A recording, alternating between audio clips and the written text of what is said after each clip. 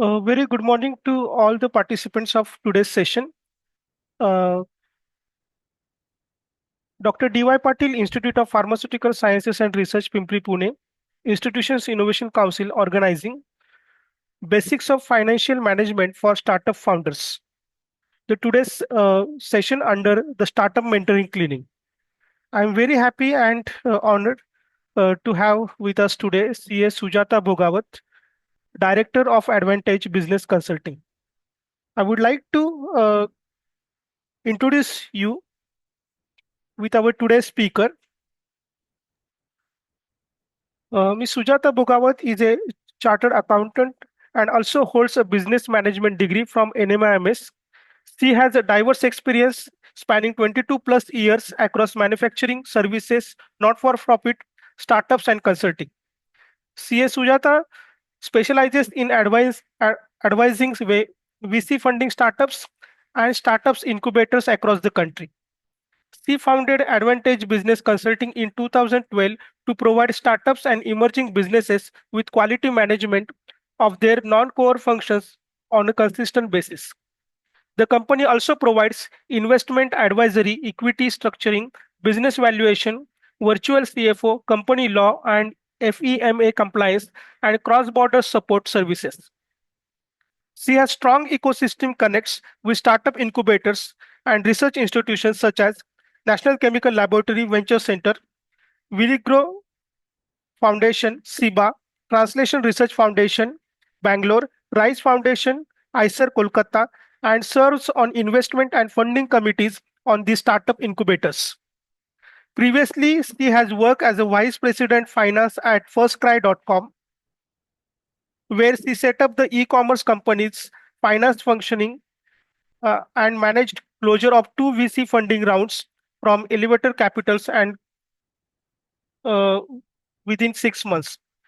She also holds general manager at NCL Venture Center, India's largest deep science startup incubator, and instrumental in managing DST's technology incubator project and setting up amongst the earliest government grant funded startup seed funds. Senior partner at Baheti and Somani Chartered Accountants,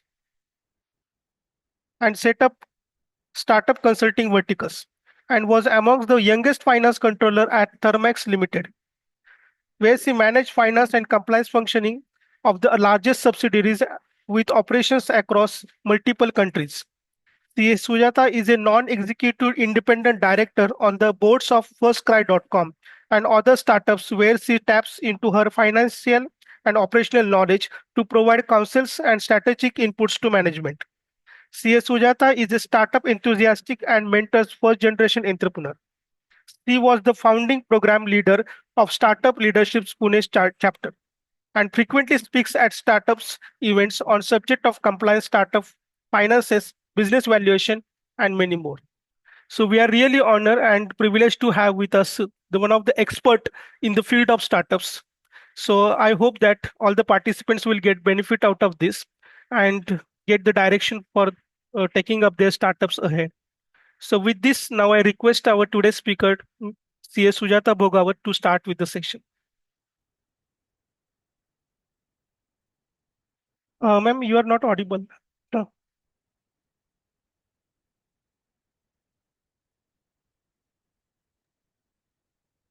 Am I audible now? Yes. Thank you, Professor Vavale, for this opportunity. It is my pleasure to speak at this talk organized by Dr. D.Y. Patil Institute of Pharmaceutical Sciences and Research. And good morning to all the participants. My talk today is going to be on the basics of financial management that startup founders need to know before they start on their startup journey.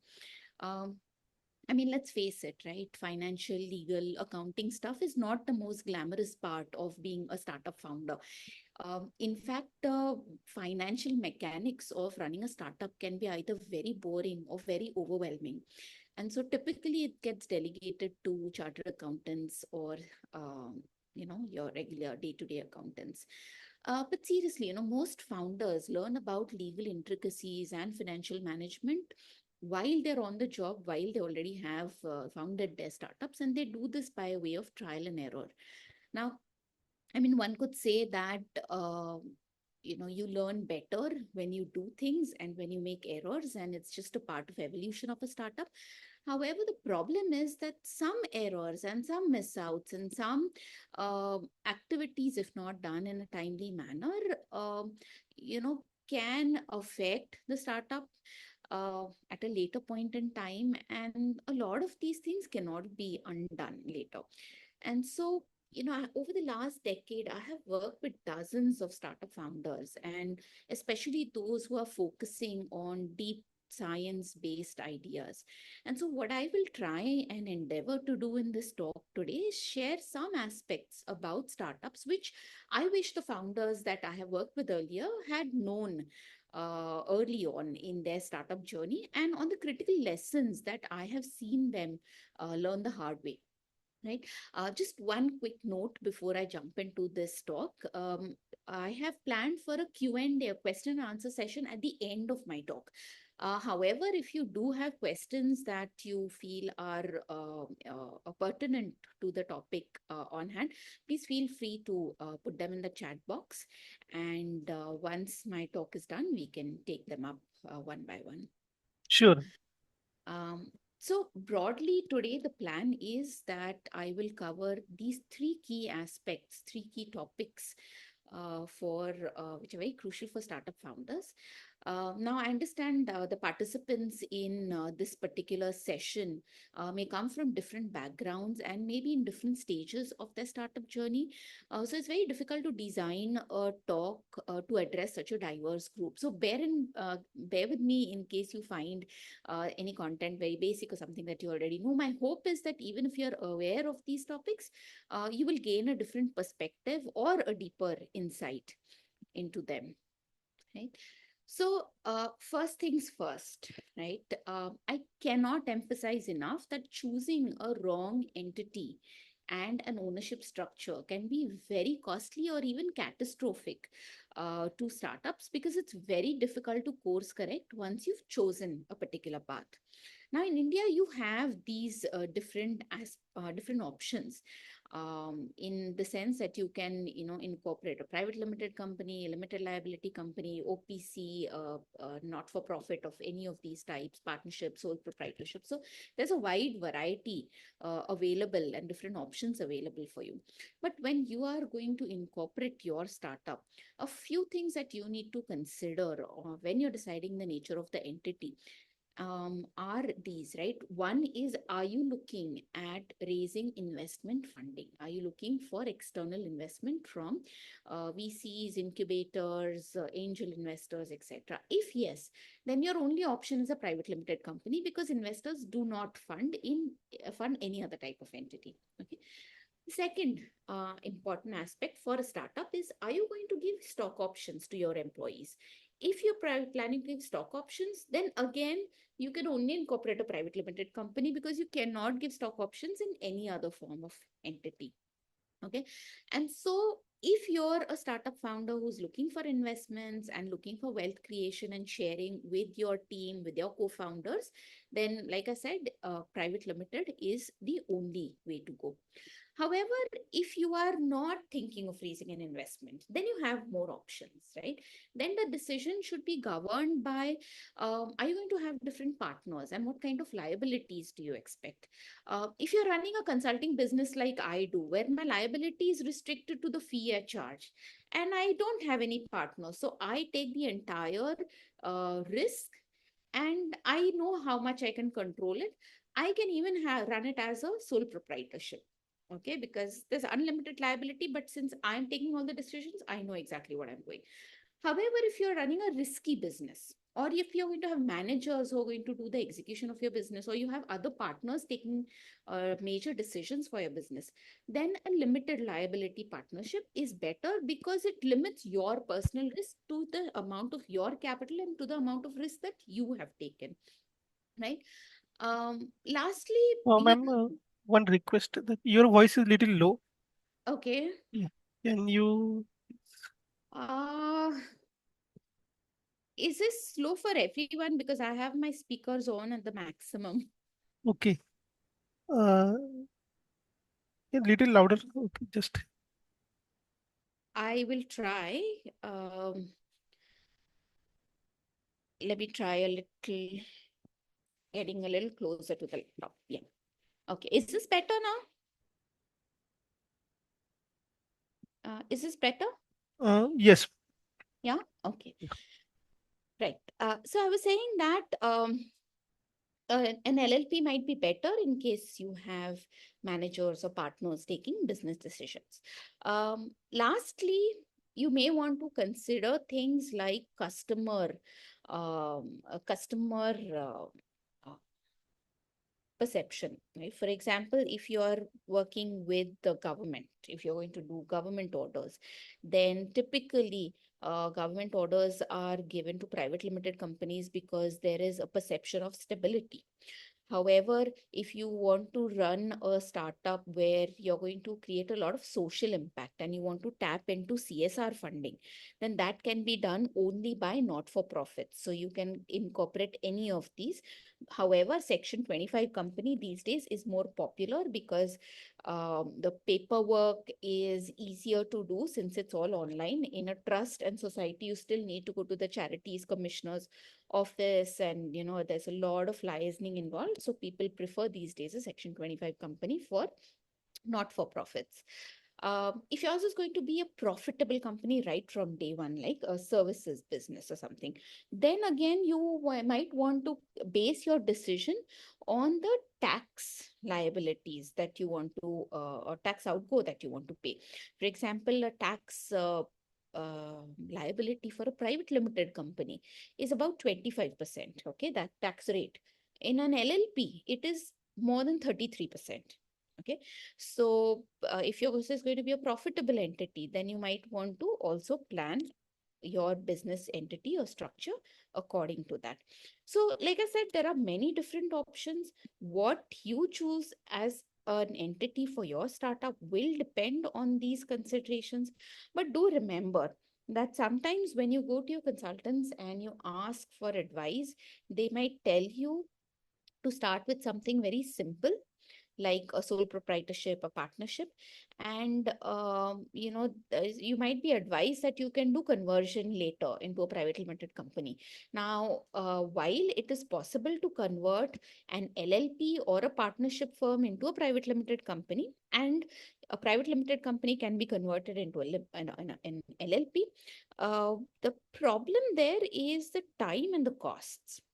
Okay, it's as good as setting up a second entity and getting all the business licenses and then transferring all the assets and liabilities. So it's actually double work. And so my recommendation would be that do not go into conversion of entities unless and until it is a big there's a big commercial reason for it. It's best to start off with the entity that you are going to stick with for a long time. As far as compliance cost is concerned, there's a myth that the compliance for private limited companies is more than compliance cost for limited liability partnerships or an LLP. In my experience, it is more or less the same. Yes, private limited companies do have a little bit more compliance, but cost wise, it's not going to make that big a difference. And especially if you're burdened with an LLP and you realize at a later point in time that you should have done a private limited, it's going to cost you additional money to shut down an LLP and incorporate a private limited and all of that. So anyways, that compliance cost over a period of time gets normalized. So I would not, as a startup founder, worry too much about it at the beginning. And also remember one thing though, shutting down a private limited company will require you to wait for at least 2 years. In my experience, 3 years.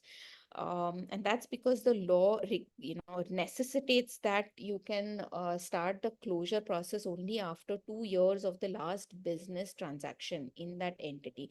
And so if you're only looking at an entity for a very short time, 3 months, 4 months, 6 months, if it's just a trial and you're not sure about incorporating a startup, then do not go for a private limited company because you'll have to spend more money and do more compliance to shut it down than you did when to when you started it, right? In that case, then setting up a sole proprietorship or a partnership firm, trying out something.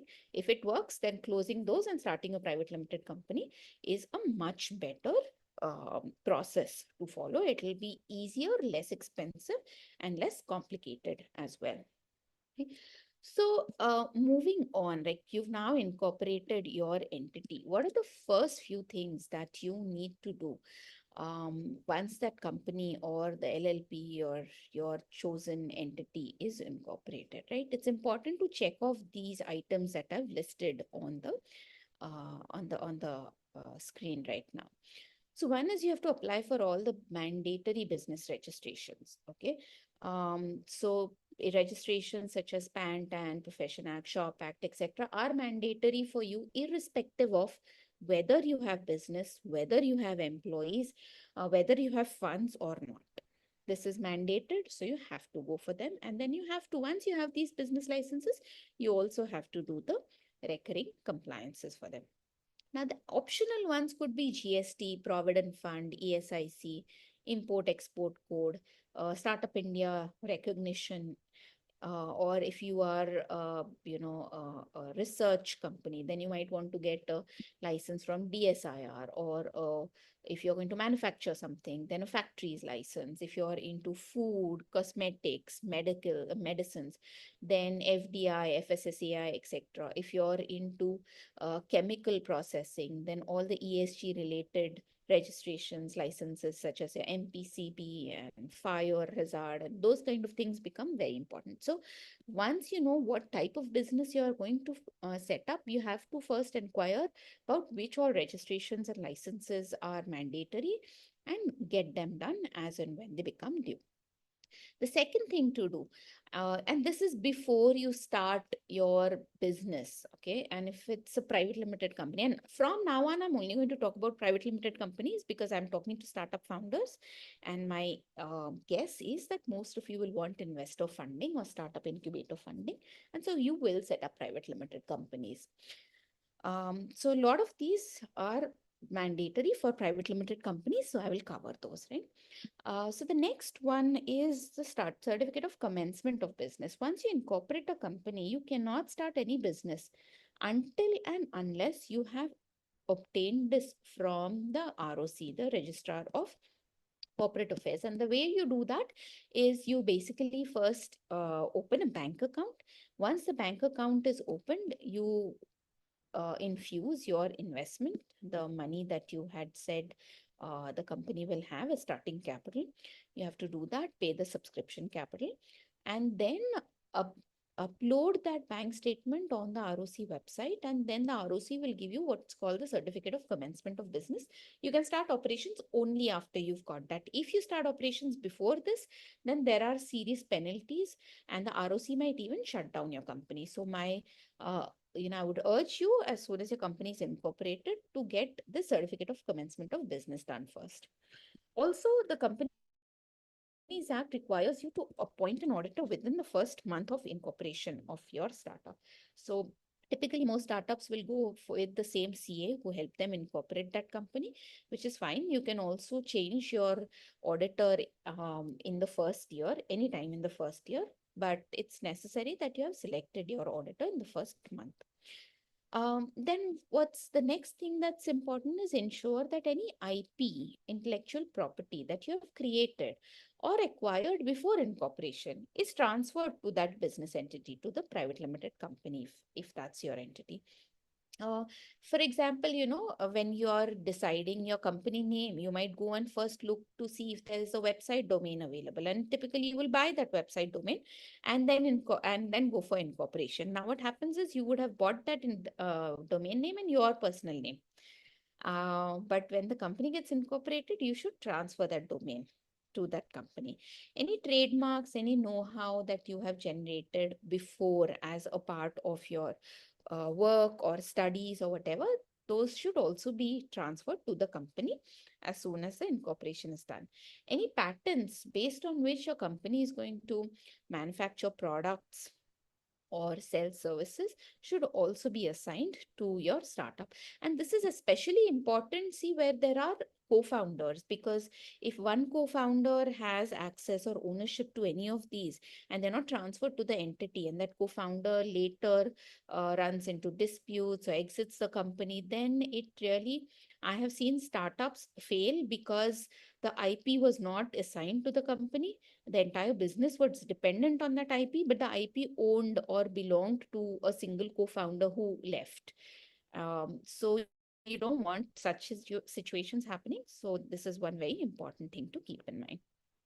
The last one, management policies and documentation, is not mandatory, but it is highly recommended, because once you have these policies by which your company should be governed, properly done and documented, then you don't need to keep revisiting, or you don't need to keep discussing with every employees and every manager, and every instant a decision comes up, right? Then things will run on autopilot once these policies, HR, purchase, finance, leave, the expense reimbursement, salary structuring, all of that is done. Everything then runs on autopilot mode. You don't waste a lot of your time looking at this.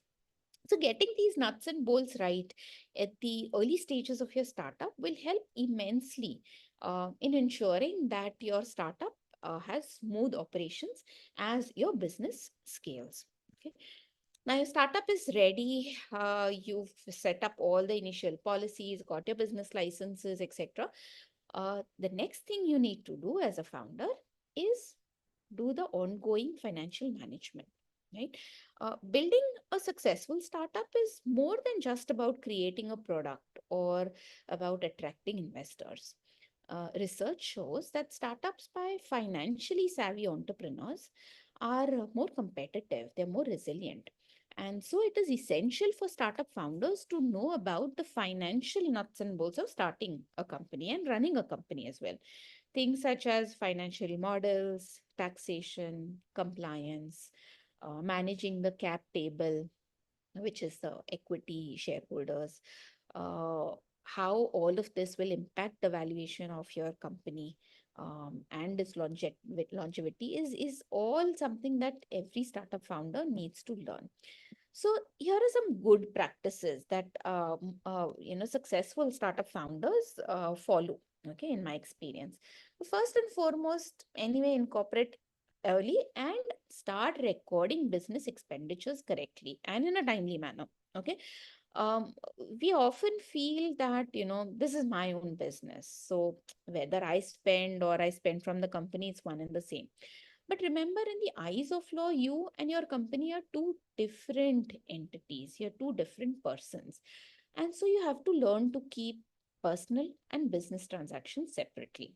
For example, if you're the sole shareholder of your startup and you need to pay a consultant, then the best way of doing that should be transferring money from your account into the startup's bank account and paying the consultant from there.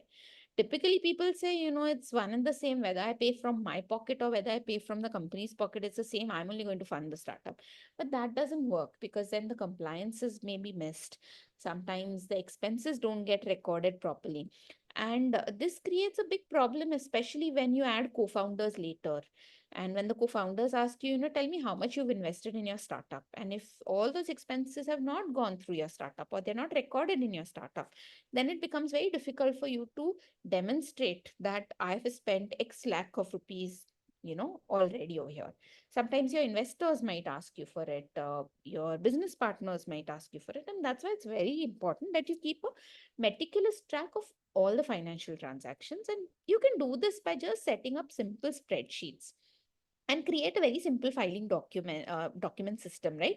Do it early on so that it doesn't pile up, because I have seen that, startup founders at the beginning will just spend money as required and think they'll put together everything at a later point in time. But what happens is, end of the year, when your auditor or when your accountant asks you, okay, what was this X amount of rupees spent on 14th of May 2023, and then you have to think and dig up your records, and many a times you don't end up finding those. So just create an Excel spreadsheet, put together a box file where you keep dumping all the bills, invoices, and that is good enough. You don't have to create something very complex. A lot of founders can also use tools such as QuickBooks, Zoho, etc. But I mean, remember that you're not, unless you're a trained accountant and you know how to account for taxes and GST and TDS, then, when you're recording these transactions in Zoho or QuickBooks or whatever, it is as good as putting them in a spreadsheet. Your accountant is not going to be able to use this. Anyway, your accountants and your chartered accountant will insist on doing accounting again. Okay, so they may not actually use what you've done. So instead of doing that entire rework, my simple advice would be create a spreadsheet, Excel, Google Sheet, whatever, and just keep recording your information. Also remember that accounting is not financial management, right? Accounting is merely recording of transactions. As a founder, what you need to understand is how are these financial numbers affecting your performance metrics. Investors will ask you for financial MIS. And those MIS numbers will come from your CA. So that's why it's important to have periodic reviews with your CA. You also have to, as a founder, learn to develop the skill of analyzing financial statements such as the balance sheet and profit and loss statement. And I've given, I would highly recommend all the startup founders and aspiring founders to watch this video. It's called The Balance Sheet Barriers and it's available on vimeo.com. This is a very simple half an hour video, which I mean, it's a very engaging video, which explains to you in very simple terms how to read a balance sheet, how to read a profit and loss statement, how to do costing for your products, and how to think of working capital. It's very entertaining, so I'm sure you will really like it and hopefully you will learn a lot. But if you don't know how to analyze financial statements, the least you should do as a founder is this: track your inflows, outflows on a regular basis, on a monthly basis. Please keep an eye on what is your bank balance at every point in time. Okay, because cash is the lifeblood of a business. Cash decides how long your startup will survive. By itself, it does not create any new income, but you should have enough cash to run your business. In my experience, the best of startups don't shut down because they did not have a good product or enough customers or a great team. 90% of all startups shut down because they run out of money. And this running out of money is something you need to be very careful about. And to ensure that you don't run out of money, these two metrics is something you need to track on a continuous basis. What is your burn and what is your runway? Right?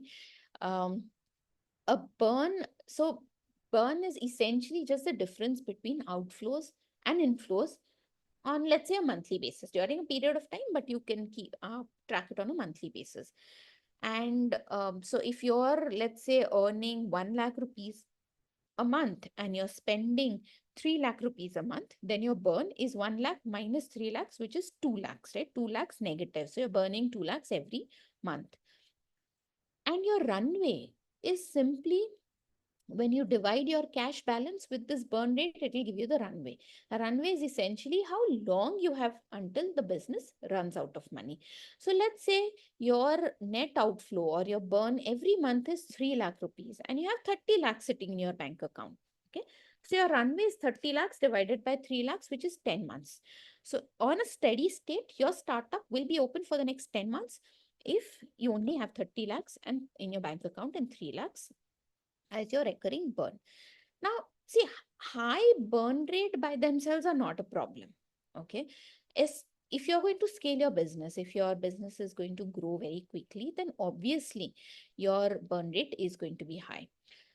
But if your runway does not extend as your burn increases, then that is a problem. Okay. Burn rates are also very scary when the runway is very short. For example, if you are burning 20 lakhs a month with 3 crores in your bank account, then that's fine, right? You have a long time until you run out of money. But if you're burning 50 lakh rupees a month with only 2 crores in your bank account, that will take you only 4 months. And 4 months is not sufficient for you to a startup to raise debt or equity funding. So you have to keep a track of this metric very closely. One thing to remember is you have to be disciplined about this record keeping. You have to gain knowledge about what all affects your startup in terms of financial and compliance related matters. And please hire advisors, CAs, company secretary, lawyers who understand startups, because those are the guys who are going to be with you throughout the entire journey of your startup. So, this is extremely crucial. Now, after you have learned about what's required in terms of financial management, uh, you also need to understand about the legal and the statutory aspects of running a business, right? Managing compliance is often neglected because most people think that, either it's not applicable or my CA will inform me, or, I don't need lawyers. Lawyers are very expensive. Let me just go look at some template online and I will modify things myself. The problem is this: finance and law go hand in hand. Okay, because every aspect of financial and every aspect and every financial decision of running a business is governed by a gamut of regulations. There are, according to a recent survey conducted by Team Lease, you'll be surprised to know in the state of Maharashtra, companies have to follow 67 state regulations, 3,657 compliances, and they have to do 215 filings annually. Okay, and this is only Maharashtra. I'm not counting the central laws. I'm only talking about Maharashtra. And so I understand when the founders tell me, I have not learned these laws, so I'm ignorant of them.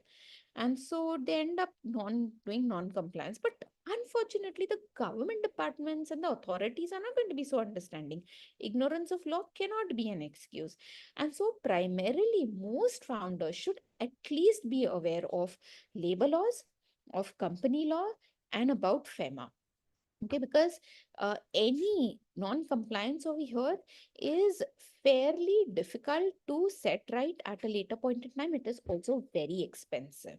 So, for example, profession tax is mandatory from the first day of your company's incorporation. It does not matter if you don't have any employees. PF is mandatory over 19. ESIC over 9 employees. POSH is applicable on day one of your, if you're hiring the first employee. Okay, it's a lot of people think that POSH is applicable after 10 employees, but no, that's not the case.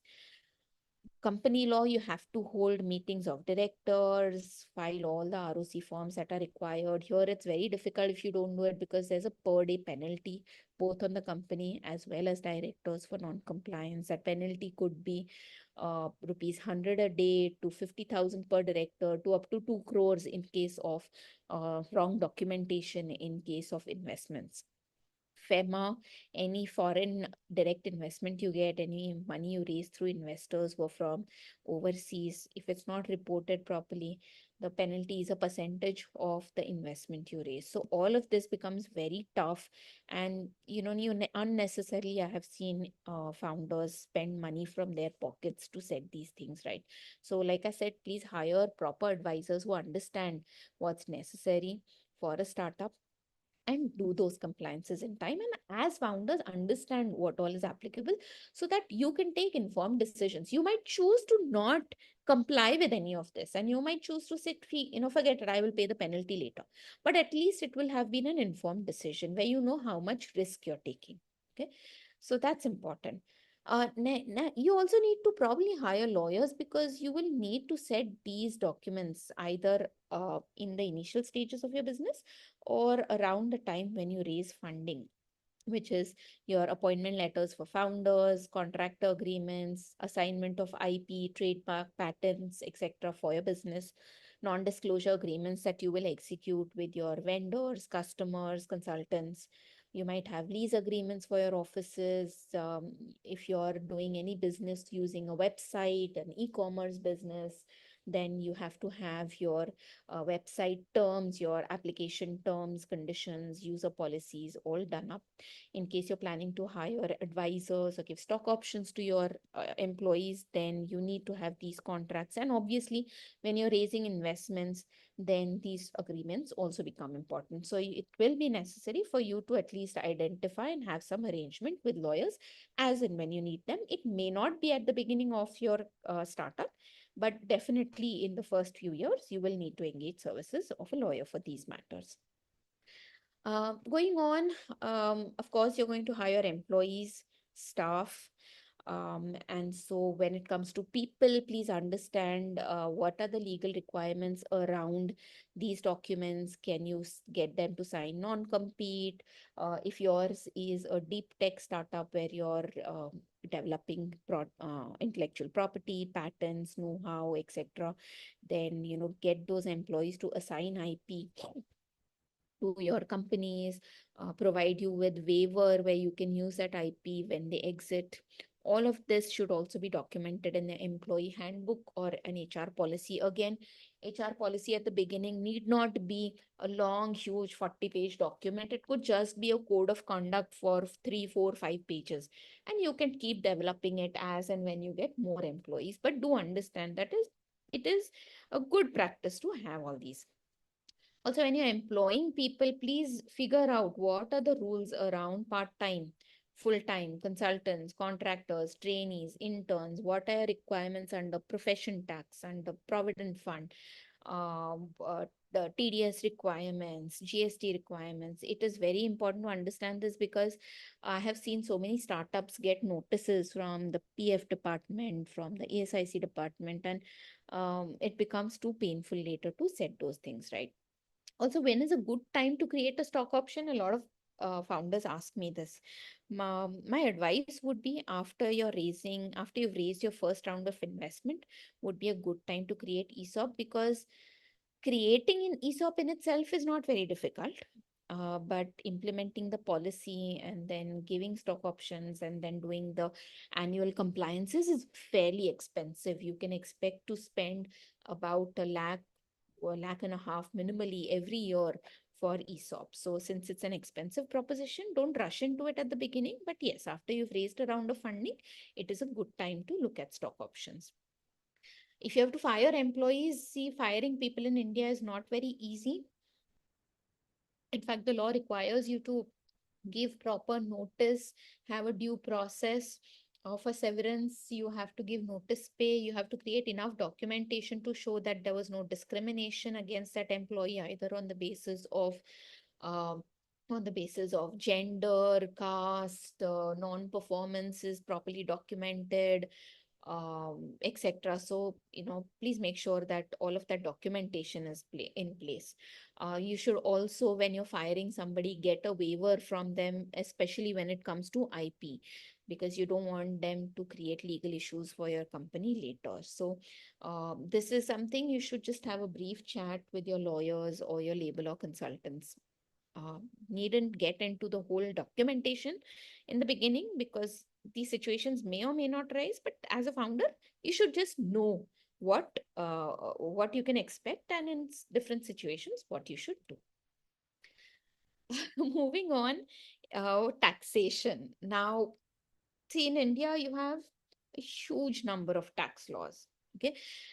But the minimal things as a founder that you need to understand is GST, how it will impact your business, TDS, how much tax you should deduct for every payment that you make to your employees, contractors, um, vendors, and income tax requirements, right? Especially if yours is a profitable company. So, as is very popularly known, yeah, GST is applicable once you cross a threshold in terms of revenue, for 20 lakhs for services and in 40 lakhs for goods. However, what most people don't understand is this concept of negative list and reverse charge mechanism. Negative list basically means the government says that every service and every goods provided are taxable.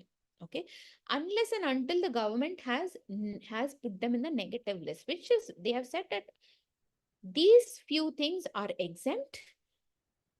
Anything that is not exempt is taxable. You have to remember that. So you can't assume by default that what I am providing is not liable to tax. You have to go look at the negative list, and only those items are not exempt. Everything else will be taxable. Please sit with your CA at the beginning before you start your sales to understand that. The second is, again, there's this misconception that you have to get GST number only when you cross this revenue, but that's wrong.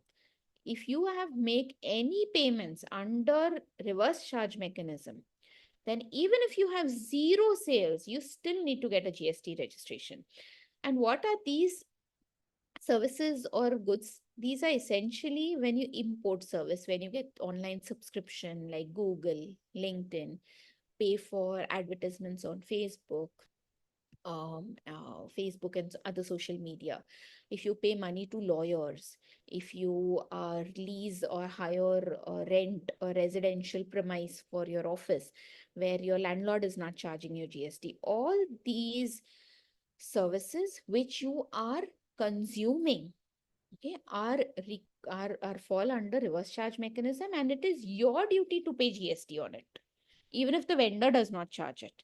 And the only way you can pay GST is by getting a GST number first. So even if you don't have any sales, but you are consuming these services, you will be required to get a GST number. Okay. Once you get the GST number, you have to make payments every month, make sure all these returns are filed on a monthly or quarterly basis. And audit is also done once your revenue crosses 5 crores. The penalties for not doing this properly are fairly large. Interest is applicable at 18%. A per day penalty is levied. If you collect GST but don't pay it to the government, then there's a penalty, a continuous penalty of 10K, etc. So it's very onerous. So please make sure you understand the GST implications. TDS also, again, if you're making any of these payments, rent, professional fees, interest, commission, payment to foreign parties, then TDS will be applicable. It has to be paid every month. Returns have to be filed every quarter. Interest at 1.5% per month is levied if its TDS is not paid in time. Returns are not filed as a penalty of 200 rupees a day.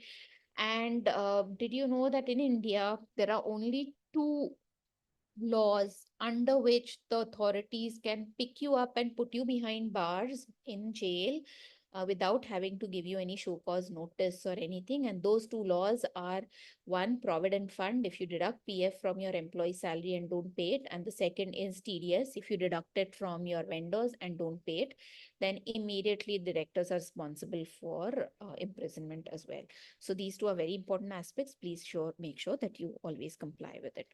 Income tax is only applicable if yours is a profitable startup, which most startups are not, at least in the first few years. But if your business is profitable, then remember you have to pay advance tax in 4 installments, and every year you have to get audit done if your revenue crosses 10 crores. So this is just the minimal stuff that you will need to know. Obviously, there are a lot of other laws, regulations as well. And so it would be a good idea for you to just sit with your CA and understand all the regulations. Um, I will just take a break over here because I think I've covered a lot of material.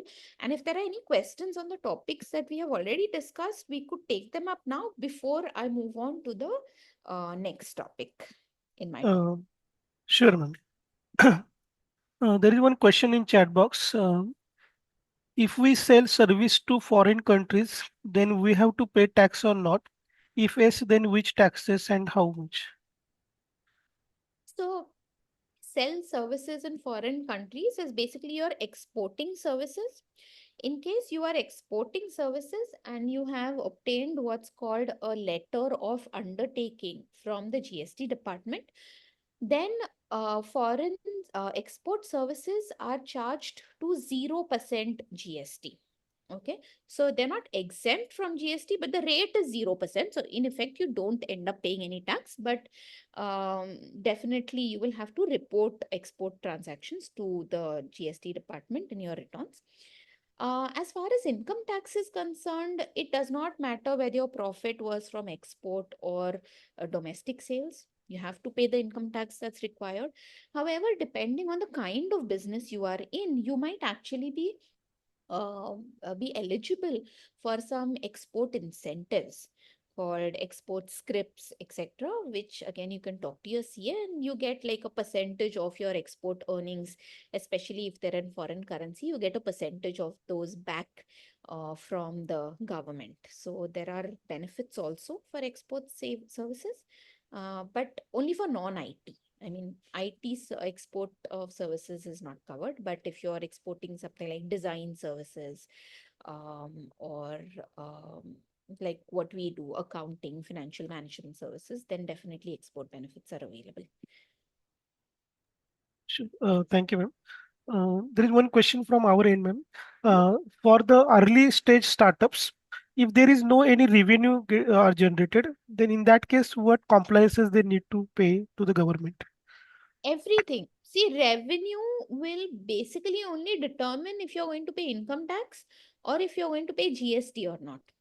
But Okay. compliances wise, everything is applicable. Minimal labor law compliances have to be done. Company law compliances have to be done. Income tax return has to be filed every year. A statutory audit of the company has to happen every year, even if there are zero transactions. Forget zero revenues. Even if there's Mhm. zero transactions, still have to conduct audit. If you've Okay. got GST registration, then that nil return has to be filed. TDS nil return has to be filed. So Okay. compliance, also there is a misconception that if mine is a registered startup, I'm not Mhm. required to do compliances. That's a Right. miscomprehension. No, that the government has opened up Swayam Suvidha portal where you can do compliances under labor laws through one return. Okay, Okay. you don't have to file like five different returns. So that Right. one convenient option is available, but you still have to file returns. Okay. Ma'am, there are certain some students final years are interested to register a startup. So in that case, at what stage they should register? That means after starting their profit, getting profit, or at early stage, like they can apply for the government funding, so that there are certain funding which are applicable only for the startup founders. So in Yes, that case, certainly. they have certain confusion that if you register the startup, the immediately compliances will start. So should I wait and after getting the profit? So that is the question they generally ask to us. See, in my experience, most startups are not profitable. Okay. Unless yours is a services business, a software development company, or a consulting business, where it is probably possible to break even and start generating profits early on. But if yours is a product company, if yours is a research company, a deep tech startup, then you're not going to make profits in the first few years, definitely. In fact, you're going to spend a lot of money.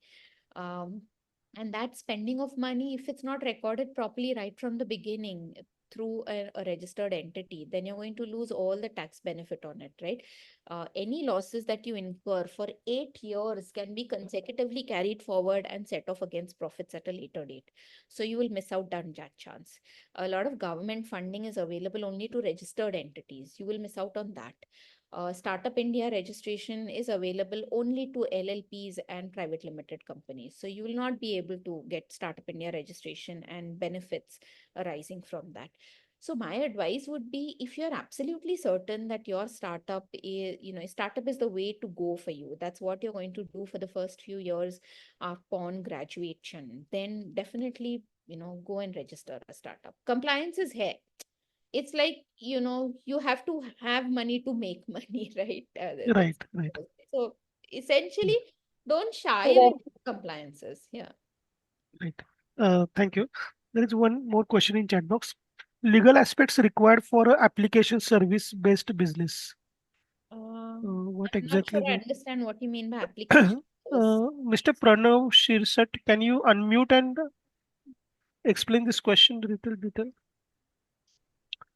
Okay, there is another question, ma'am. If we sell service to foreign, okay, that is done. I think we already We addressed. have to pay tax or not? Okay, I think that was deleted. Okay, Okay. one last question from our end, ma'am. Um, what prerequisite like documents or things that we need to do before starting the process of startup registration? So you need to identify a unique name for your business. You need to identify a registered address of the business, because that's where the government will send you all communication notices, letters, etc. And you need to identify the first two directors and shareholders of the company. Once this is done, KYC documents will be required of the directors and shareholders, which is essentially PAN, Aadhaar, passport, those kind of documents. So all of this minimal requirements.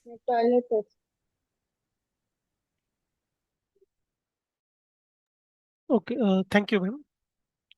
Uh, yes, ma'am, I think we can proceed.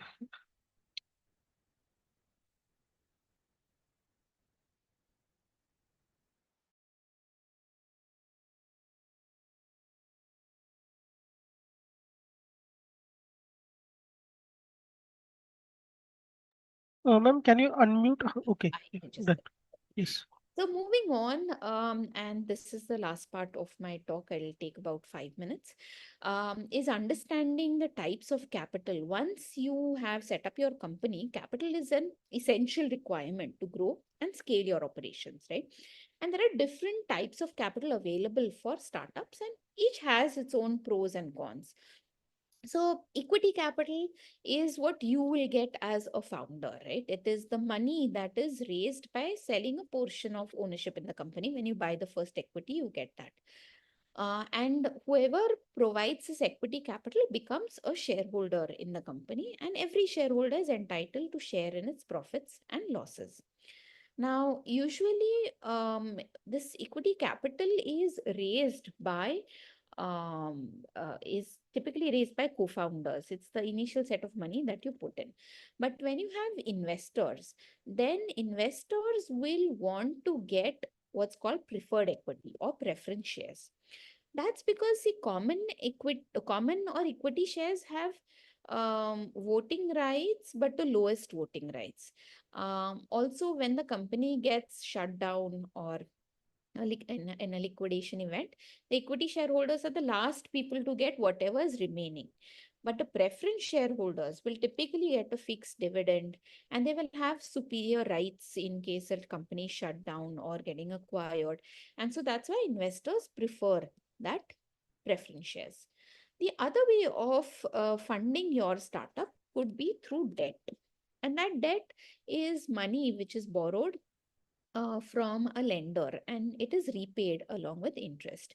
Now, you could raise secure debts, which is essentially loans from banks or financial institutions, but that will require collateral, such as, you'll have to give some property or asset against which the bank will give a loan to the startup. And in case the loan is not repaid in time, then the lender can seize those assets in case of a default.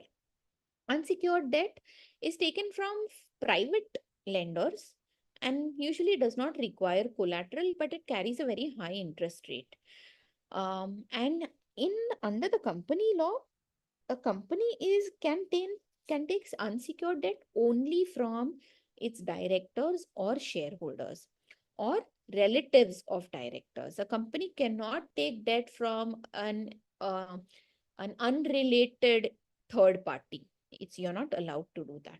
And that's why debt financing is very rare for startups, because either you need to have assets or the founders, directors, shareholders, and their and directors and relatives have to have adequate money to give you. The third is money that is raised through government grants, subsidies. But this also, not all startups are eligible for it. And so your product, your technology, the impact that you're creating, etc., will determine whether you're eligible for those government grants. Uh, but one good thing is this is non-dilutive, right? Government grants, when you get that money, you are not expected to pay or return equity to the funding agencies. And so it's called non-dilutive. However, taking money from investors and giving them equity is called dilutive, because you're diluting your shareholding, the founder's shareholding, to give shares to the investors. Uh, and so when as a founder, you're deciding what capital to raise, please make sure that you understand all of this. Now, one via media that a lot of startups have come up with, because they can't take unsecured debt, a lot of startups are now taking money in the form of CCDs, convertible debentures, or safe notes, which is just a type of a loan which gets converted into equity at a later date. And if you have any foreign collaborators, then startups are also raising money through external commercial borrowing, which is my debt, which is taken from an overseas partner.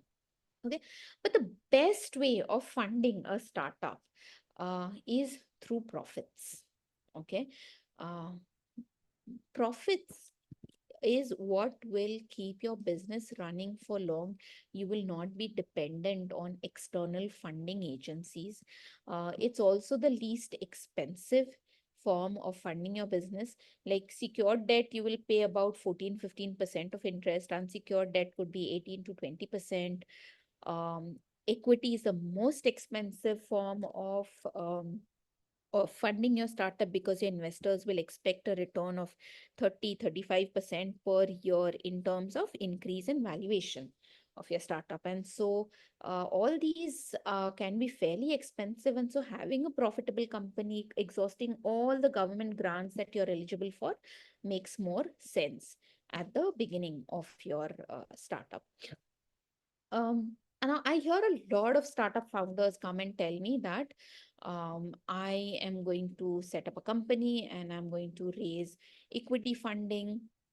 But I mean, you have to realize that while creating the next big unicorn, maybe your dream, a startup by itself is a business which is very fast and grows exponentially. So it has to be a company which is going to create a very large impact in a very small time. Just because your startup might have an innovative idea but is still small, or is growing but it's not growing at an exponential speed, does not mean it is a fundable startup. Okay, most the growth potential of your startup will be determined by the size of opportunity, by the different novel products that you're going to create, especially if there is strong backing of intellectual property. And so when you start on your startup journey, it is very important to think deeply about what is more important for you. Do you want to have rapid growth? Okay, or do you want to earn revenue? Do you want to capture the market quickly by spending a lot of money, like all these large e-commerce companies do? Or do you want to become profitable on a small budget, which is what most lifestyle or family run businesses do? Do you want to maintain 100% of control of your business? Or do you want to fatafat get money from investors, share control of your business, and exit after a few years? Okay, so these are very different ways of thinking about a business. So, and every founder may have a very different understanding and plans for themselves. But this is very important. It's very important for all startup founders to have this clarity, because see, not all businesses will get investor funding, and not all businesses need investor funding also. Okay, for example, if yours is a biotech startups, which takes like 6-7 years for uh from moving from an idea to a concept to a prototype to clinical trials and then becoming commercially available, you may not have the resources to fund your startup for 6, 7, 8 years. And in that case, you have to go to a venture capitalist and get money. But if your company is going to be a data services company, a data sciences company, a software services company, then you may not want external funding. You will, do your small projects, earn money, and reinvest into a company. Okay. And lately, I have seen that profit has become the startup scene's new catchword. Earlier, it used to be valuation, right? imagine when Beju's became the first unicorn, there was so much buzz around it, saying, "Oh, unicorn, $1 billion valuation, etc." But there was no profit. But now, if you look at the investor scene, you'll see, and the startup scene, you'll see that funding is becoming very hard. And investors are asking questions to entrepreneurs, asking them about revenue growth, about when the company is going to be self-sustaining. And so this entire discussion has moved from revenue growth and market growth to profitability. And so most founders, especially those from the sciences background, engineering background, I see they are very enamored and they get so caught up in developing the products and adding more and more advanced features, and making the product really great, that they forget that they have set up a company to generate revenues and profits. And so my advice to such startups would be, focus on creating a minimum viable product, a basic framework, at least start selling, instead of keep spending years and money to refine that product to the best it could be. Have a basic product, start selling, get feedback from your customers, start generating some revenue, and use this entire experience and money on slowly developing your product. You will get real time feedback. You will also, from your customers, you'll also understand from them which features are minor, they don't care about, which you feel might be very important, but customers don't care about it. And so you will save a lot of money and time on building these unnecessary features which you would have otherwise done. So also showing investors that people are willing to pay you for the services or the product that you have created early on adds a lot of credibility to your startup, and the investors will be very happy to see revenue generation and will give you better valuation. So bottom line, have a plan to get to revenues very quickly and to profitability in the near future, because there's nothing that saves a startup from a funding shock better than profits, and it increases your chances of survival. So definitely do remember that fundraising should be plan B and getting to profitability should be plan A. Okay, and this is the last slide before I stop, because I think I've already overrun. Professor Vavar, can I take a couple of minutes or? Yes, yes, yes, sure. Okay, so this is the last thing.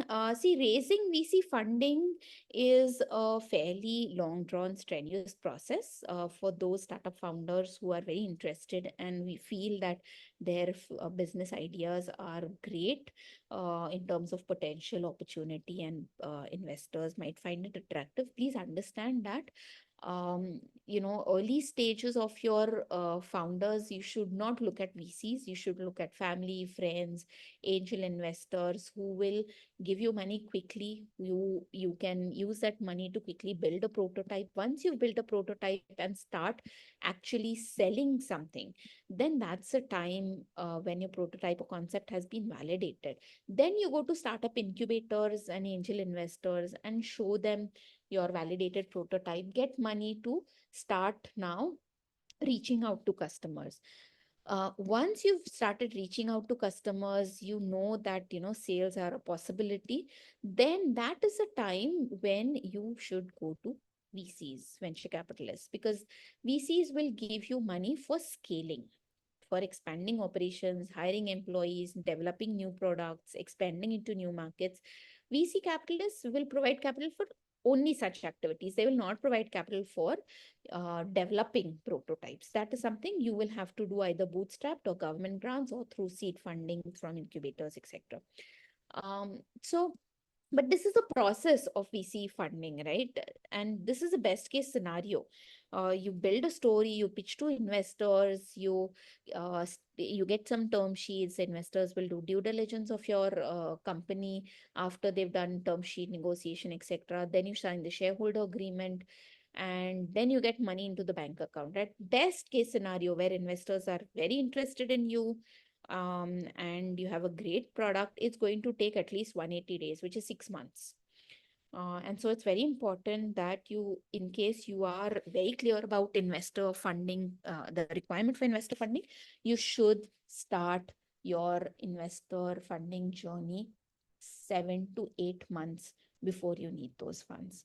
And also remember that when VCs are looking for startups, they're looking for intellectual property, they're looking for a great management team, they're looking for huge opportunity and growth potential, and they also want to know how they're going to exit your startup in 5 to 6 years. Also remember not to go and send your pitch deck to every investor possible, because all investors have a sweet spot in terms of the industry or the sector that they invest in, and every investor also has a funding ticket size. So if you go to Sequoia and you ask for 1 crore, Sequoia is not going to even look at you, because Sequoia does funding in excess of 10 crores or even $10 million. But if you go to an angel investor and ask for 5 crores, that angel investor is also not going to be able to fund you, because the typical ticket size is around 50 lakhs to a crores.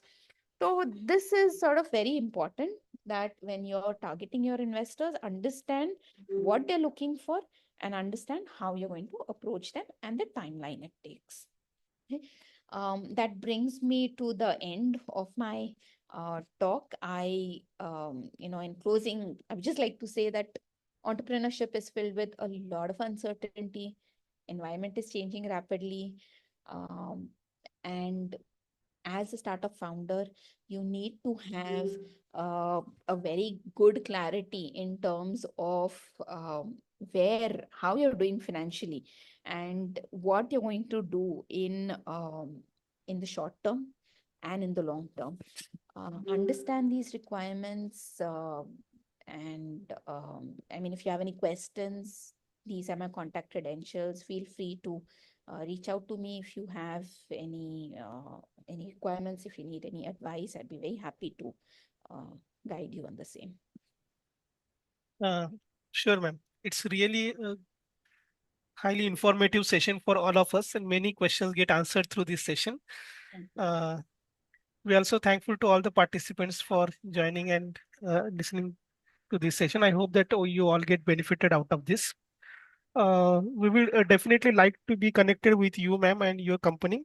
There are many questions that students and faculties comes to the our institution innovation council to ask. Like we have the mainly three categories of startups, like student startups, faculty startups, and startups where the faculty is a mentor. And we are in the process of forming a startup policy where we need to distinguish this, and accordingly we have to have that policy document with us. So with this regard also we will discuss with you, and definitely for the new startups, if they require any legal and registration process help, we will connect with the Advantage and with you. Sure. I'll be So, happy to help. yeah, Thank you so much for the opportunity. It sure. was very nice giving the talk. Yeah, Thank thank you. you very much. Thank you very much, ma'am.